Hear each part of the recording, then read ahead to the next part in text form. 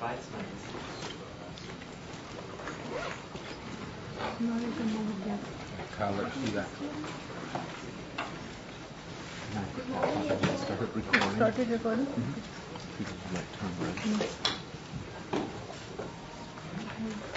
Very tired.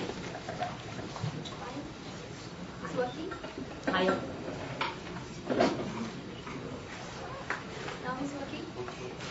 Good morning, everybody. First, I would like to thank the organizers for giving me this opportunity to present my work here. And my sincere thanks to Aparna for allowing me to borrow her laptop, because yesterday my laptop just gave up. It didn't boot up anymore. So thanks, Aparna. Okay, anyway, so I will talk on dynamics of cell response in an elastic matrix in presence of external stresses. And my collaborators are Professor Sam Safran from Weizmann Institute of Science and Dr. Asaf Jelmus, who is now in Hebrew University. The work I will be presenting is theoretical work, but we have strong collaboration with the group at Stuttgart, and specifically with Professor Ralph Kelkemer, Dr. Simon Jumbauer, and Professor Joachim Spatz. Yesterday, actually, Margaret has shown us very interesting experiments. Could you put the mic a bit closer? It's not. Now, it's okay? Same thing? I'll try to. Oh, okay. No, that's nothing. That doesn't happen.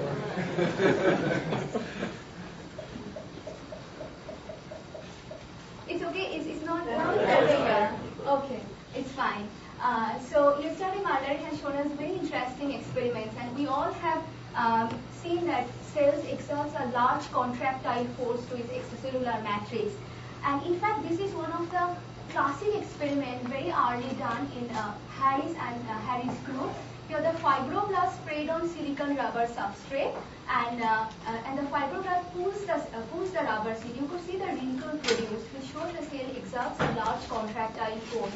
Now, cell contractile force, its spreading, differentiation, different cell activities do not only depend on cell properties or biochemical properties of its environment, but also depends on the mechanical properties of the environment. We have already heard few lectures in the past few days, and specifically we'll hear about more in this session and also in the next lectures. So this is one of the very interesting experiment done in Dennis Disher's group at UPenn. And here, what they have shown, the differentiation of stem cell depends on the rigidity of the matrix. And depending on the rigidity of the matrix, it differentiates into various cell types.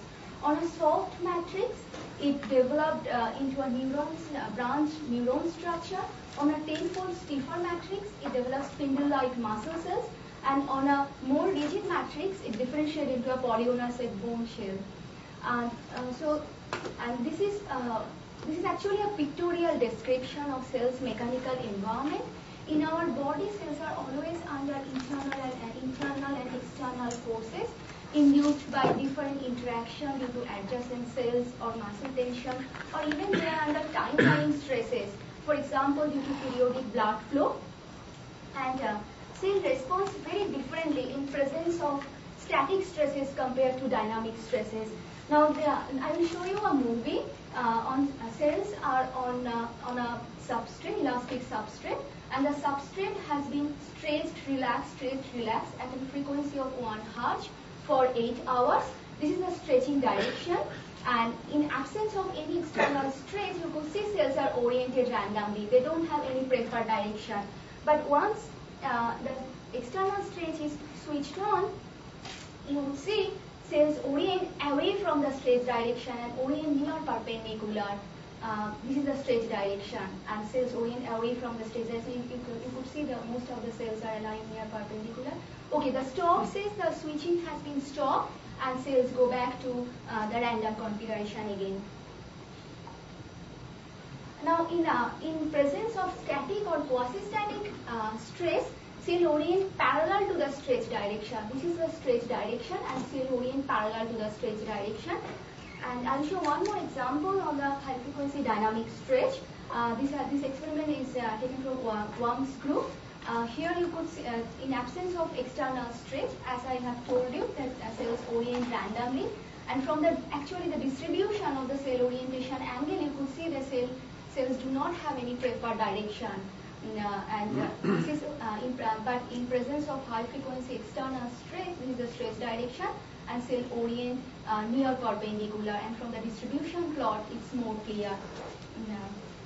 Now, why cell respond differently in presence of static stretch or compared to dynamic?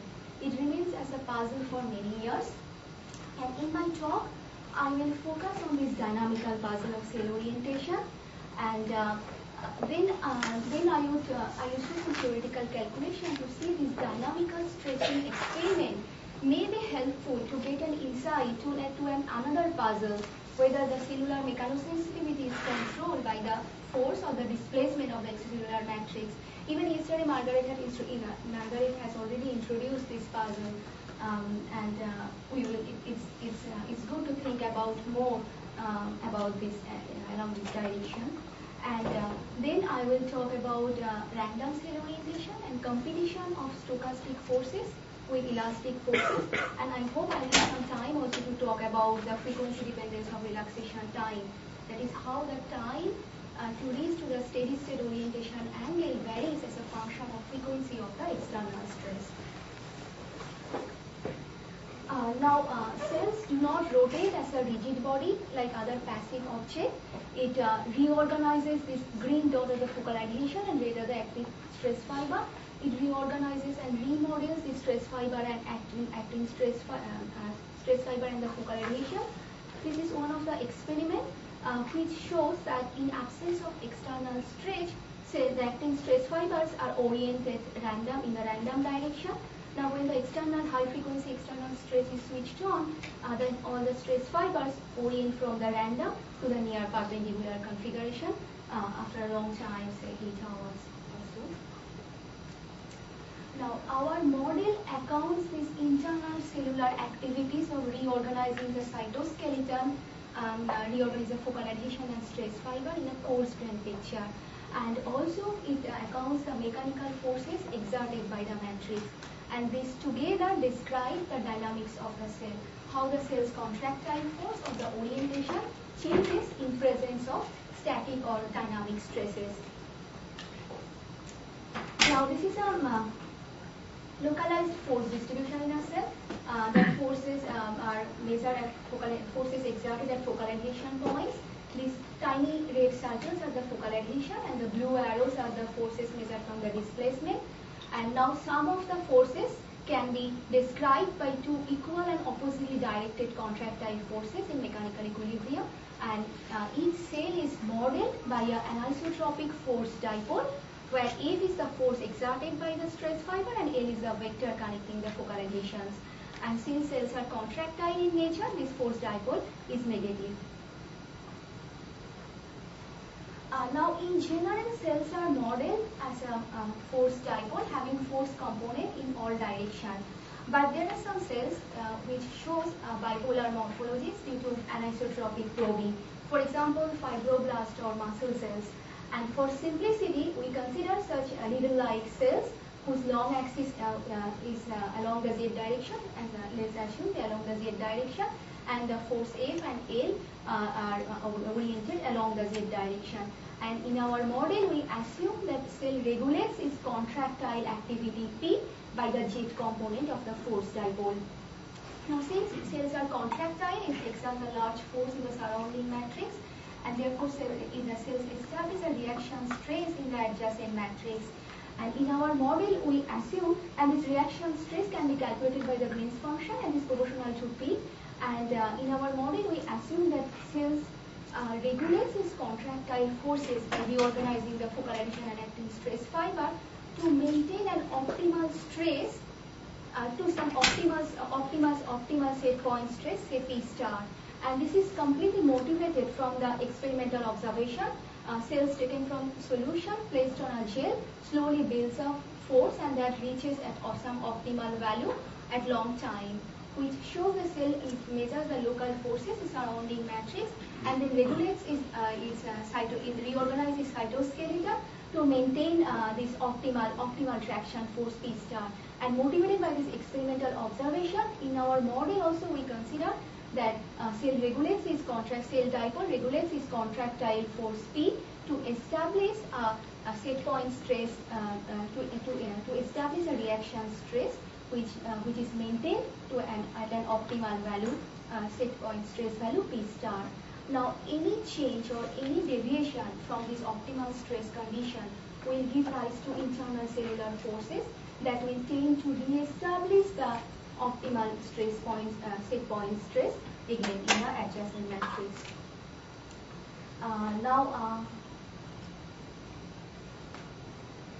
Now in presence of an external stress of magnitude PA, which at an angle theta with the cell's long axis, and then there will be an additional force stress component P cosine square theta. So in our model we assume that cell regulates its contractile activity P, show that the reaction force due to its own contractile activity plus the additional stress, these together are maintained at some optimal set point stress P star. And now the forces can be derived from an effective free energy from the variation of an effective free energy of this kind. Now there are not only the cellular active forces, there is also mechanical forces, and in absence of any external stretch, the elastic deformation energy for force dipole in an infinite elastic matrix is proportional to square of the force dipole, where E is the elastic modulus. So the matrix forces, it will give rise to matrix forces which will tend to change the magnitude of the force dipole, but it is independent of orientation. But the most important, most crucial energy, mechanical energy term is the interaction of the force dipole with the external strain field. And since P is force dipole is contractile, it's negative. So in presence of a tensile stress, it will be minus. The contribution will be negative. And by transforming the strain for Z component, the in terms of stress, that is the P cosine square by E, and this is the total matrix energy. So you could see the matrix force will drive the cell towards, when theta is 0, that is cells are along the parallel to the stretch direction. And intuitively also you can think of like pre-stretch expands the matrix and cell pulls back. Cell contract the medium, so pulls back, and overall reduce the matrix strain. And now total effective energy is the cell energy, which is to regulate the optimal set point stress and the matrix forces. And we solve the dynamics of the cell contractile force and its orientation by the relaxation equation. And tau p and tau theta are the time scale, and where tau p is of different time scale. Tau p is the much shortest time scale of the order of minutes or seconds, and which relates the variation of cell forces, and which is much faster than tau theta. You have seen also in the earlier movie that tau theta actually to reach to a steady state orientation, it takes hours of the order of 8 hours or even 3 hours in some experiment. So it's much longer. And so whereas tau p accounts the internal molecular organization, where tau theta accounts the cooperative organization of the cytoskeleton at the scale of whole cell level.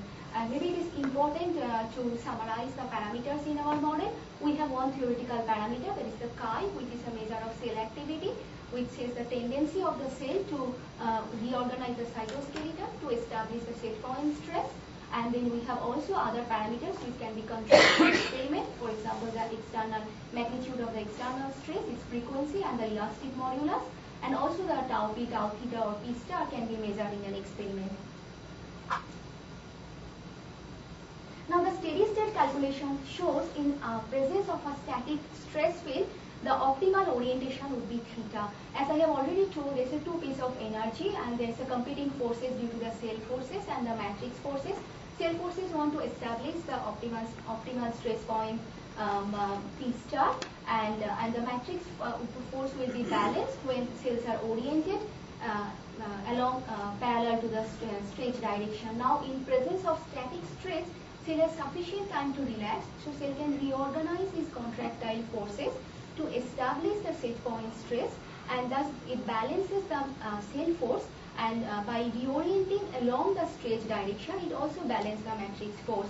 So both the force has time to balance in presence of static stress. But in presence of dynamic stress, the situation is very different. The cell cannot, cells do not have sufficient time to relax, and cells cannot follow the fast varying external stretch. So it can only respond to the time average of the sinusoidally varying external stress. So to predict the long time solution, we average the effective free energy over one cycle, and that gives rise to an additional energy term. And you can see this energy term will vanish when theta is pi by 2.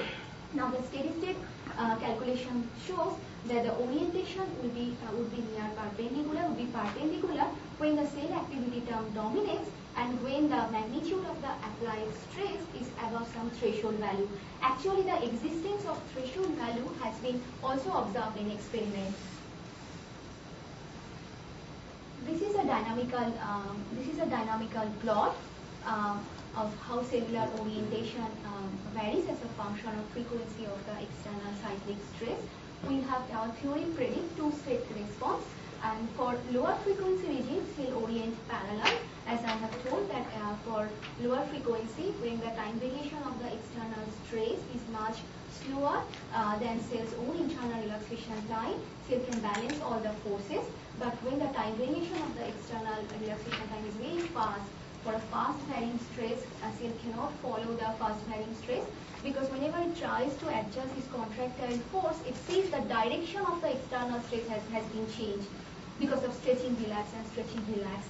And so cells cannot adjust its contractile activity, and cell gets frustrated. Therefore, it ought to orient to a minimum stress direction where it is no longer affected by the time varying external stress, and therefore can establish the optimal set point stress in its local matrix.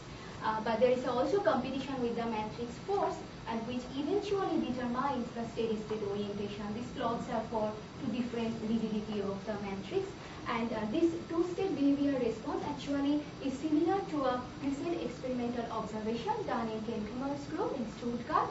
Here the cosine twice 2 theta has been plotted as a function of time, and the frequency has been varied for 3 order of magnitude. So you could see for high frequency, so 0 is for the perpendicular, and 1 represents the parallel orientation. You could see for high frequency, cell orients near perpendicular, whereas for low frequency, cell tend to orient towards parallel direction. So now let's switch on to the next topic, whether it will be interesting to see whether this dynamical stretching experiment can be used to understand the cellular mechanosensing activity, whether what controls the cell mechanosensing activity, whether it is force or the displacement of the matrix. In fact, there are some of the experiments which tries to understand what limits the cell activity, whether it is a force control or whether it is displacement control. This is an experiment done in Korea Institute by Saij and co-workers. Here the force exerted, they have measured the force exerted by the cells as a function of rigidity, as a function of rigidity of the substrate, and they have observed the force is proportional to the rigidity of the substrate. And for a simple elastic model, they have concluded should force actually proportional to the rigidity to the cells. So deformation tries to maintain the deformation constant, and cell activity is governed by the deformation of the substrate. But on the other hand, the experiment in MIT by Gibson's group has measured the macroscopic contraction of the substrate as a function of rigidity, and you could see the deformation decreases as the rigidity increases.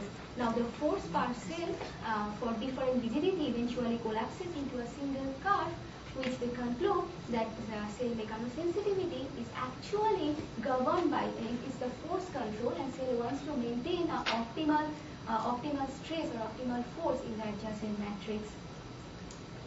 And now in our theory, so what controls whether it is force or whether it is deformation or whether anything else is not clear. So in our theory, we have done a calculation to see whether the dynamic stretching experiment in presence of high frequency dynamic stretching experiment can be useful, can done some experiment to get some insight in this in the cellular to get some insight in cellular mechanosensitivity process. And we have this is for the dynamic high frequency dynamic stretching regime, and we have considered both scenarios when the cell activity is how much time will it take? It's around 20 minutes. Okay. And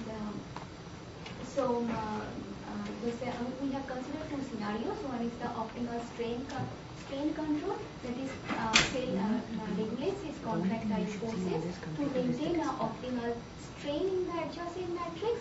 And we have also considered the other scenario where which I have talked about before, the cell control, it regulates or readjusts its contractile forces to maintain an optimal set point stress P star in the adjacent matrix. Now for the time being, to get the physics in a simple way, we have considered the matrix forces is negligible, that is the cell forces dominates over the matrix forces. Now, in presence of a uniaxial tensile stress, the matrix will be stretched along the stretch direction, but whereas it will be contracted along the perpendicular direction. So between these two directions, there will be a zero strain direction, which is given by which strongly depend on the Poisson ratio. Now, when the frequency of the external stretch varies very fast compared to cell's own internal relaxation time, cell opt to orient to a zero strain direction. And on the other hand, for optimal stress condition, the zero stress for an uniaxial stress, the zero stress condition is basically pi by 2. So you could see in one case, for optimal strain case, where the steady state orientation angle strongly depend on Poisson's ratio, but for the other case, it does not depend on the Poisson's ratio or weakly depend on the Poisson's ratio. Now this case is which I have told so far is neglecting the matrix forces, but of course when there is a competing matrix forces, we have done the full calculation, and this is the plot how the cellular orientation angle changes as a function of Poisson's ratio for two cases: optimal strain case where cell wants to maintain the optimal strain in the adjacent matrix, and where cell wants to maintain optimal stress in the adjacent matrix. These are for three different matrix forces, but let's focus just for one curve. For example, the blue one. So you could see for optimal stress case, the cell orientation angle is orientation angles weakly depend on the Poisson's ratio, whereas for optimal strain case, it strongly depends on Poisson's ratio.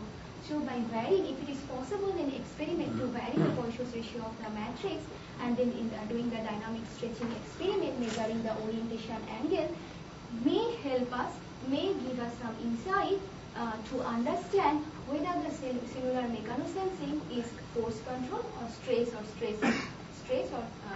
control. But this is yet to be tested in experiment, and I don't know how easy or how difficult it would be to do. And now I will talk about random cell orientation, and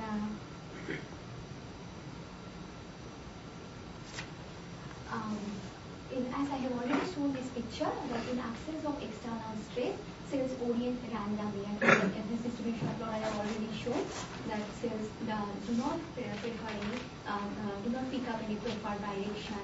On the recent experiment again by Kemkemar's group, what they have observed that though for high frequency external stress, cell orient near perpendicular direction, but in presence of low frequency external stress, some cell type shows a parallel alignment, whereas for some cell type the orientation remain random. So we model this random in our theory. We model these random forces by an thermal type noise with an effective temperature.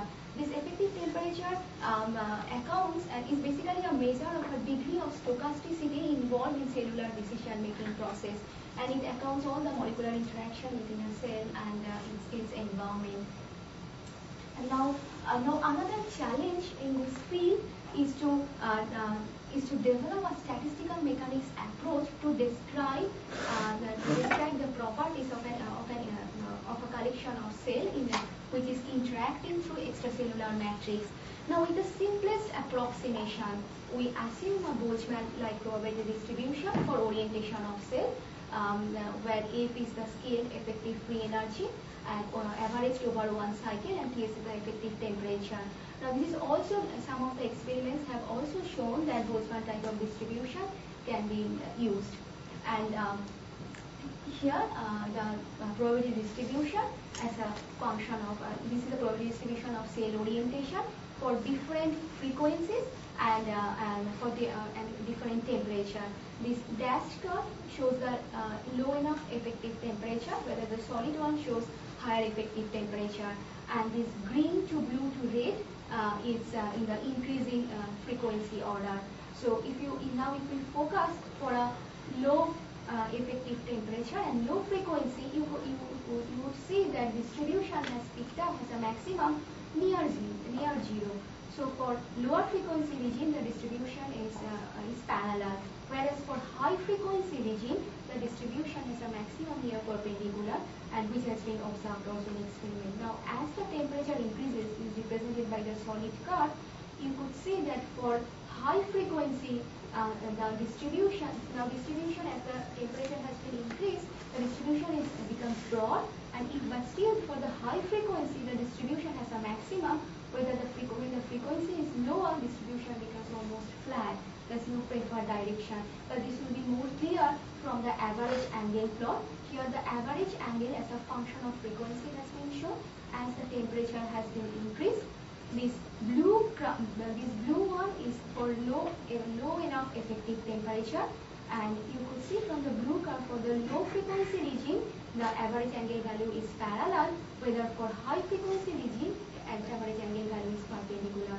Now, as the effective temperature increases, our theory predicts a very interesting observation, which is similar to experiment. And as the effective temperature increases, you could see for high frequency regime, though the average angle value is near perpendicular, but for the low frequency regime, it remains parallel. Now, this can be attributed, this can be applicable to the experiment which I have shown you, and where people have observed that at low frequency regime, for some cell type, the orientation is parallel, whether for some cell type, the orientation is random. And this can be attributed to the different effective temperature for different cell type.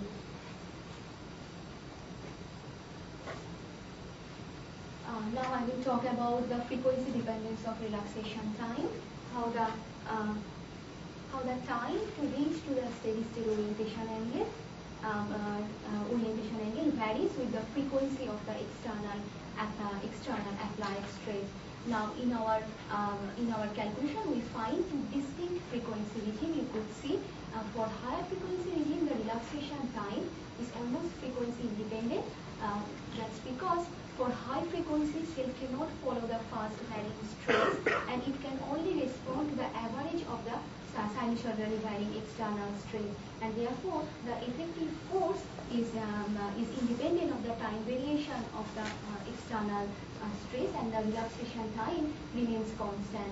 But as the frequency decreases, cell's internal relaxation time plays an important role, and the competition with the driving time scale basically determine the dynamics of the cellular process.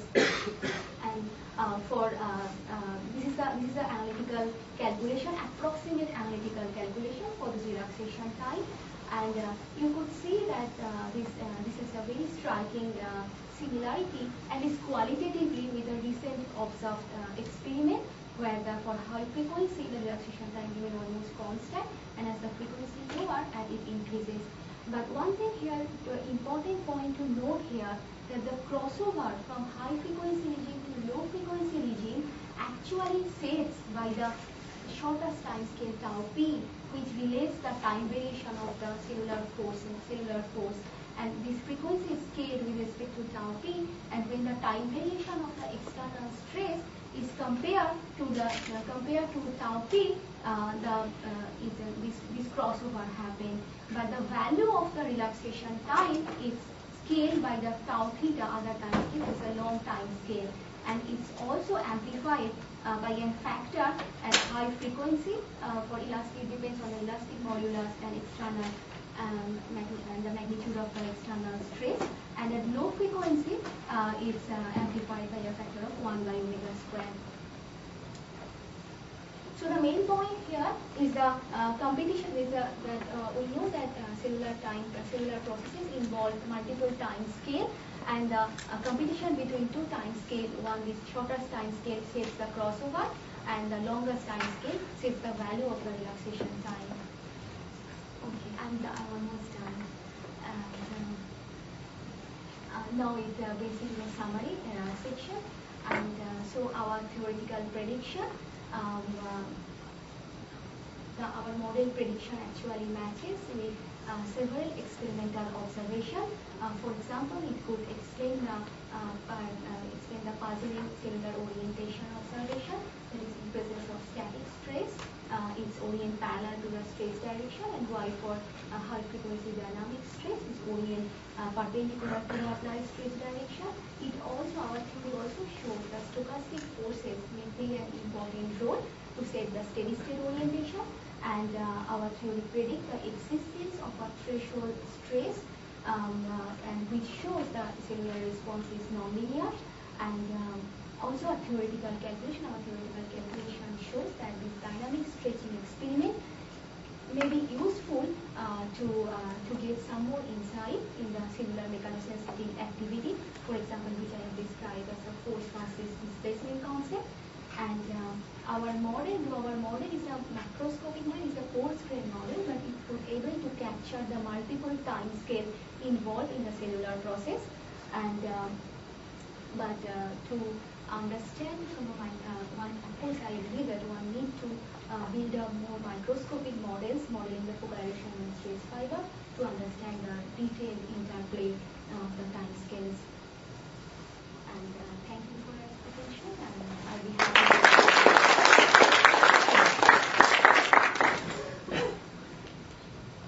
So we have ample time for discussions. Any questions? Yes. The Poisson ratio prediction. So that's a prediction for a specific kind of measurement.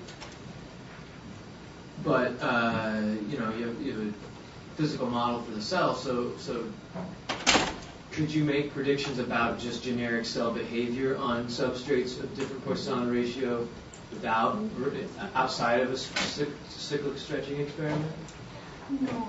Actually, if for the static state, if the frequency is low enough, then in both cases it will be oriented parallel to the stress direction. So it won't give any information about whether it is stress deformation control or force control. But in case of high frequency dynamic stretching, I don't know whether I could explain it properly. As I have told you, the cells do not follow the fast varying stress, because whenever it tries to adjust its contractile force to establish the optimal force or displacement, whatever it want to maintain, but it sees that since the stretching force is very fast compared to cell's own internal relaxation time, it cannot adjust its contractile forces.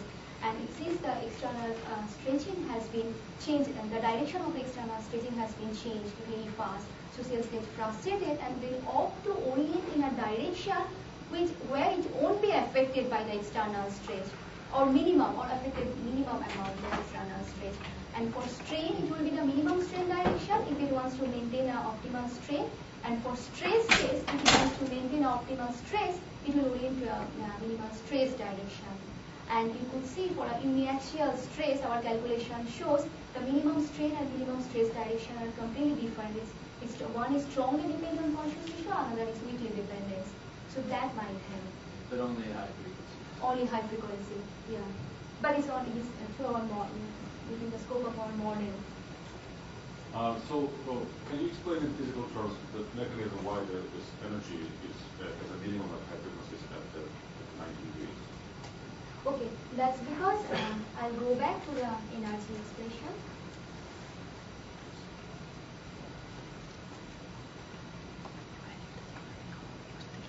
So, in our model we have two sources of energy. One is the cell activity. What is the cell activity does? It wants to regulate this contractile force P so that this optimal stress P star is established again. So once it can establish P star, the cellular force balances, this term vanishes. Now the next term which remains, you could see when theta is 0, this is a matrix, interaction energy of the force dipole with the external field. And now when theta is 0, you could see the energy is minimized. So that will, the force derived from the variation of the free energy would drive, matrix force would drive the cell towards parallel to the stretch direction. But on the other hand, when the frequency is very high, means when it is the time variation of the applied stretch is faster enough, is much faster compared to cell's own internal relaxation time to adjust forces to establish the P star. So therefore it cannot respond. It cannot follow the external stress, and it can only respond to the time average. And if we in our theory we wanted to capture the long time solution, and so what we did, we had this effective free energy we have averaged over one cycle. And if you see the applied stress, this PA is basically stretching relaxation, so that will give a contribution, additional contribution because of the averaging, because we have to average the cosine square theta, and that has a finite contribution, and that will give rise to a positive term, if you see the term. And this term will vanish. You could see when theta is pi by 2, this is 0. That's the perpendicular one. But it's the steady state, we have done the steady state calculation, so this will be stable, perpendicular calculation will be stable if the value of the chi, that is the cell activity or the tendency of reorganization of cytoskeleton is high enough compared to matrix forces. And also there exists a threshold value of applied stretch magnitude. So that when, in other words, when the contribution of this term is very high compared to the other term, cells will be directly. So do I understand correctly that basically the mechanism is that when you do the dynamic stretching and contracting, you spend energy on both ways, but if you have to polymerize and depolymerize, and that additional energy, and the cell tries to minimize that, so when it orients perpendicular, it doesn't come to that resource energy by building and exactly. When it is in the minimum strain direction or stress direction, yes. Because it spends energy both ways, going both extract, contract, and Right. Yeah. My question was, again, in the static stress field or zero external stress field with just a substrate, could you predict that a transition being strain controlled to stress controlled just by simply modulating the internal contractile force of the cell to the external matrix stiffness? With the stiffness dependence? Yeah. No, actually that is not very clear. And you know what we have done in our calculation? It's basically the force cycle is the point force, and this is the effective elastic modulus. I think one needs to do a rigorous calculation for mechanical calculation. So that's actually we want to do on the two substrate level. No, so your question is no. I cannot answer for the stiffness.